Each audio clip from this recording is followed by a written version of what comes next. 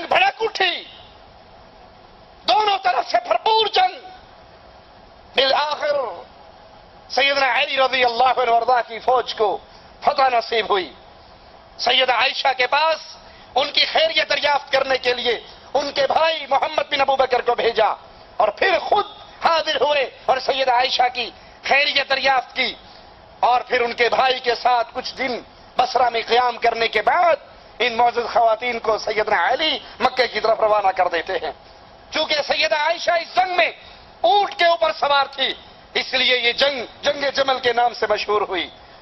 جنگ جمل میں سیدنا علی نے کچھ دن بصرہ میں قیام کیا، پھر 12 رجب 36 ہجری کو کوفے چلے گئے اور یہاں پہنچ کر انہوں نے ایک قدم جو اٹھایا بہترین سوچ کی بنیاد پر، وہ یہ تھا کہ دار الخلافہ مدینے سے اٹھا کر کوفے منتقل کر دیا تاکہ مدینہ الرسول مسلمانوں کے ان اختلافی معاملات، ان جھگڑے، فتنے اور فساد سے محفوظ رہے.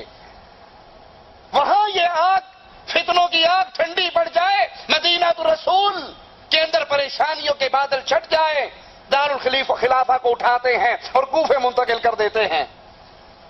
اور پھر امیر معاویہ رضی اللہ عنہ وارضا کو خط لکھتے ہیں کہ جس طرح مہاجرین اور انصار میرے ہاتھ پر بیعت کر چکے ہیں، اے معاویہ رضی اللہ عنہ وارضا تم بھی میرے ہاتھ پر بیعت کرو اور پھر قاعدے کے مطابق سیدنا عثمان رضی اللہ عنہ وارضا کے قتل کا مقدمہ میرے دربار میں پیش کرو. میں اللہ کی کتاب اور رسول کریم صلی اللہ علیہ وسلم کی سنت کے مطابق اس کا فیصلہ کروں گا. سیدنا علی خط لکھ کر امیر معاویہ کو قائل کر رہے ہیں، اور مشکل کشا کو کسی کی منتیں کرنے کی ضرورت، وہ تو مشکل کشا ہوتا ہے، ایک حکم میں جو چاہے کر دیتا ہے. ایک ظالم کہتا ہے علی کی بادشاہی ہے، علی اسم الہی ہے.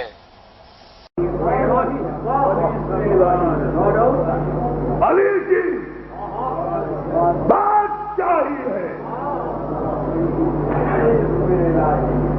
علی اسم الہی ہے، علی اسم الہی ہے. علی اللہ کا اسم ہے. یا علی مدد کہنے والوں سے جھگڑا نہ کرو، اللہ سے پوچھو اس نے اپنا نام علی کیوں رکھا. علی اسم الہی ہے، علی اسم الہی. علی اللہ کا نام ہے اور اس کی بادشاہی ہے. اور قرآن کیا کہتا ہے؟ تبارک الذی بیدہ الملک وہو علی کل شیء قدیر.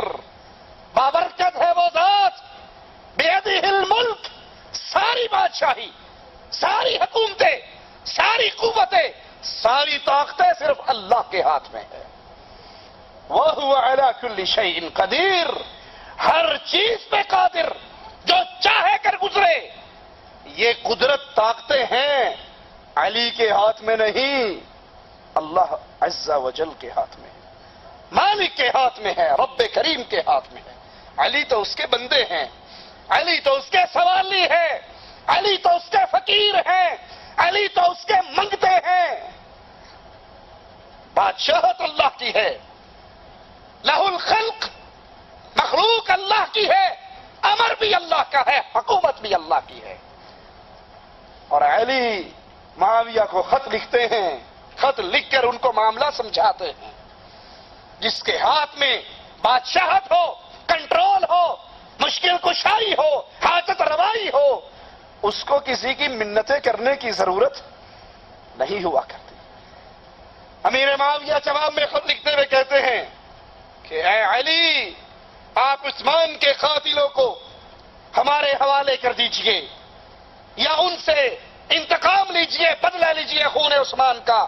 میں اور شام کے سارے لوگ خوشی سے آپ کے ہاتھ پر بیعت کرنے کے لیے تیار.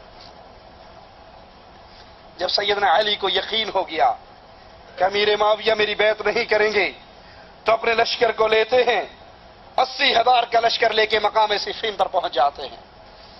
ادھر سے امیر معاویہ بھی ایک بہت بڑا لشکر لے کر آ جاتے ہیں اور 3 مہینے 20 دن تک یہ دونوں لشکر آمنے سامنے پڑے رہتے ہیں اور ان کے درمیان بات چیت کا معاملہ جاری رہتا ہے.